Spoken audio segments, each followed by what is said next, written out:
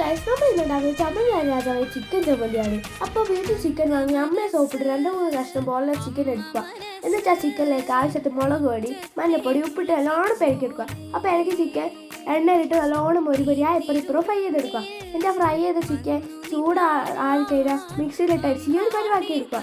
എന്നിട്ട് ഒരു പാനിലേക്ക് തേങ്ങ, 1 ഉള്ളി, 2 പച്ചമുളക്, 3 അല്ലി വെളുത്തുള്ളി, കുറച്ച് ജീരകം, എന്നിട്ട് മുളക് പൊടിയൊക്കെ ഇട്ട് നല്ലോണം ചൂടാക്കി എടുക്കുക.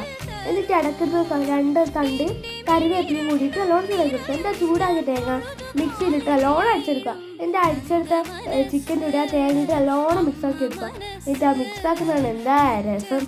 എന്നിട്ട് നല്ല വെന്ത ചോറിൻ്റെ കൂടെ ആ ഒരു ഉടനെ എടുത്ത് കഴിക്കുക. ഫസ്റ്റ് തന്നെ അമ്മമ്മ കൊടുക്കണം. അമ്മമ്മ നല്ല ടേസ്റ്റ് കണ്ടിട്ടുണ്ട്. എന്നിട്ട് ഞാനും കഴിച്ചത് ഗൈസ്, അസൽ സാധനം. ടീച്ചർ ഒന്ന് ട്രൈ ചെയ്ത് നോക്കിയിട്ട് ഫീഡ്ബാക്ക് അറിയിക്കണേ. അപ്പോൾ ബൈ.